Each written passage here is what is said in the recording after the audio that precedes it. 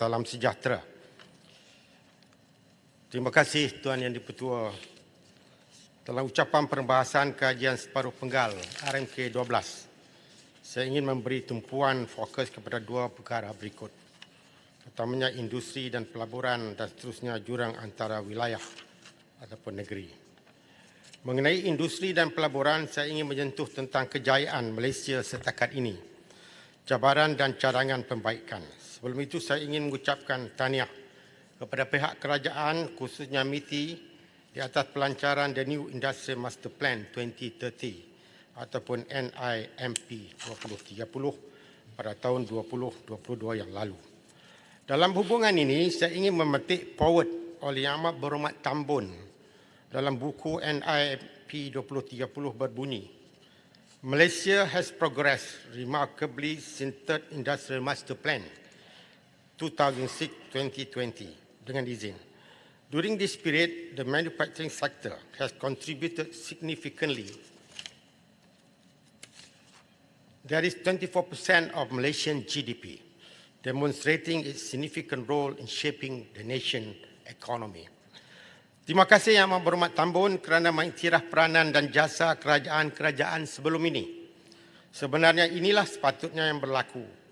Kerajaan silih berganti, tetapi ia ada kesinambungan yang berterusan. Begitu juga dengan Pelan Induk Perindustrian dari IMP 1 1986-1995, IMP 2 96-2005, IMP 3 2006-2020 dan NIMP 2030.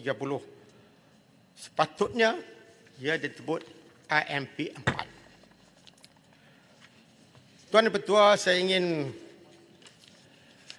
menyentuh tentang angka-angka dari segi pencapaian kita dalam GDP semenjak IMP 1 atau IMP 3.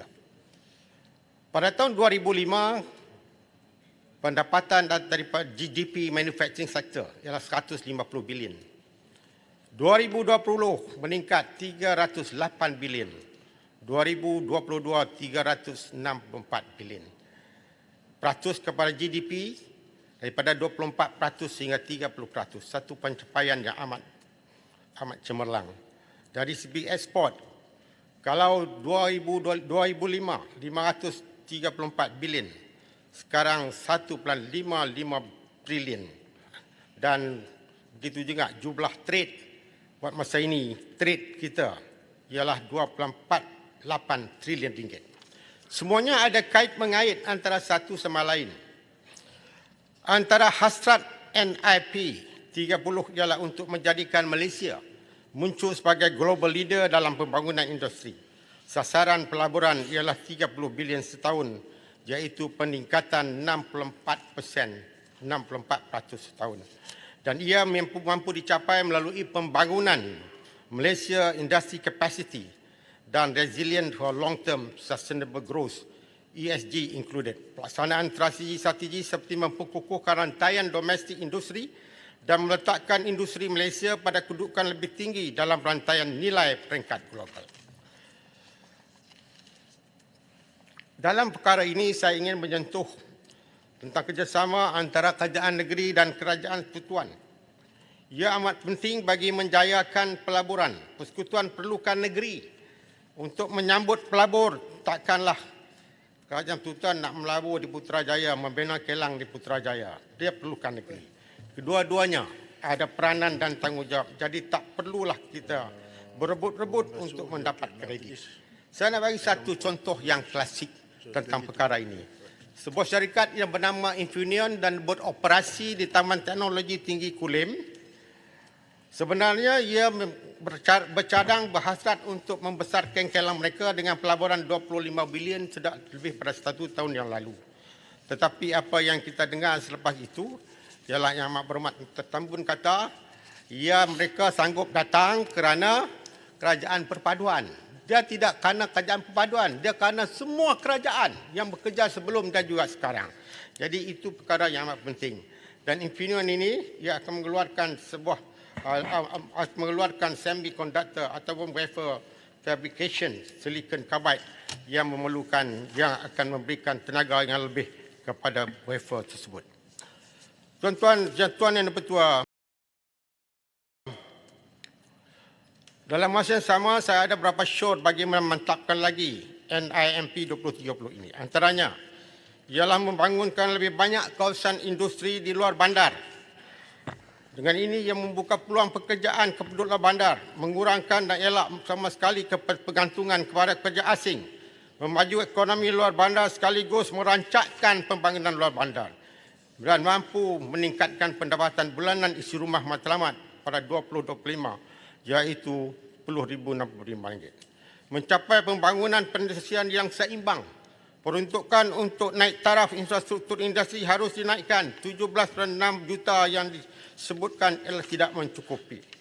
Di Kedah kita ada kawasan perindustrian Bukit Selambau, Kedah Sains Teknologi, Padang Merah. Semua ini memerlukan peruntukan untuk infrastruktur daripada kerajaan persekutuan. Membantu dan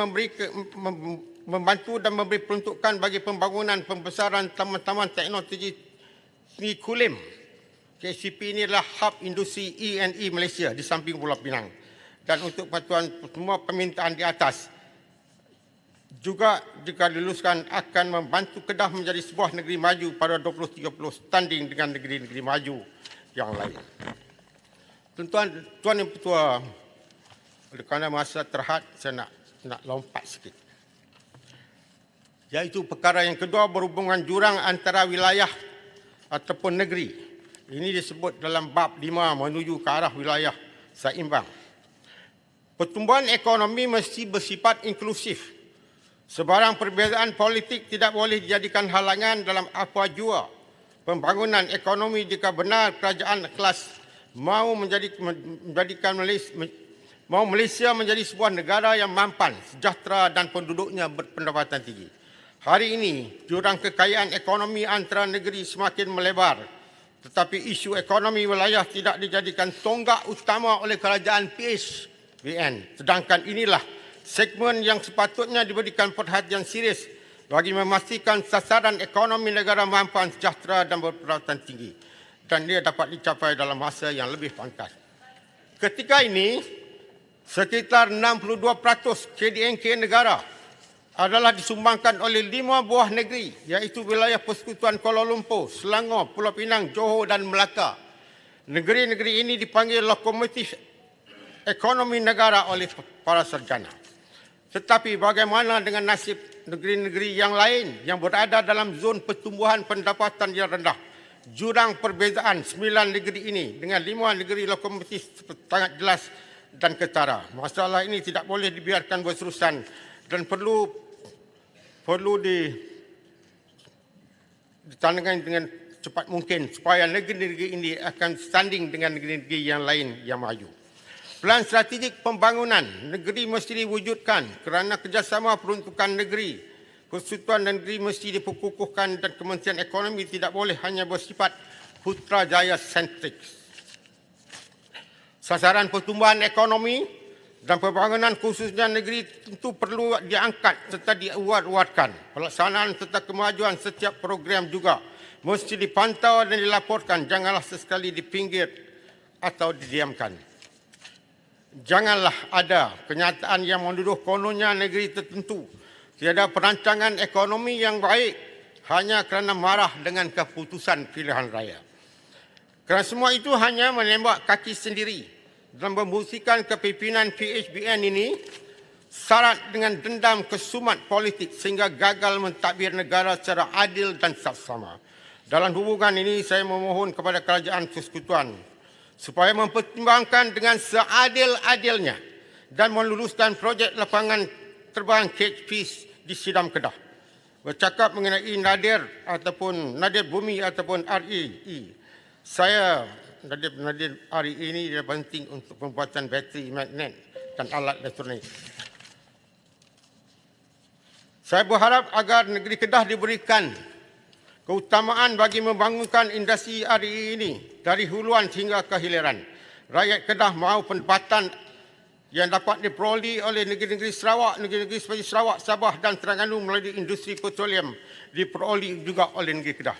Cukup-cukuplah bermain politik dendam sehingga ada negeri tertentu dianaktirikan.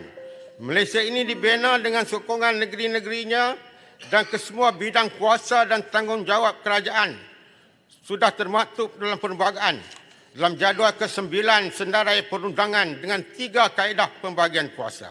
Sehingga ini, demi kepentingan ahli-ahli yang tuan-tuan yang bertua, sehingga ini demi keadilan, ahli Parlimen PN meminta agar kerajaan persekutuan memberikan peruntukan sewajarnya supaya rakyat dalam kawasan kami mendapat pembelaan. Sila Gulo. Tuan Yang Bertuah, berbagai dasar telah dilancarkan. New Industrial Master Plan 2030, Dasar Tenaga Negara, juga kajian separuh penggal RM12, MK12 dibentangkan oleh Yang Amat Berhormat Tambun. Namun respon dari bursa saham, ringgit Malaysia dan lain-lain indikator masih sejuk dan suram. Tentu ada yang tak kenal. Kita perlu mencari jawapan terhadap isu-isu ini. Sekian, Assalamualaikum warahmatullahi wabarakatuh.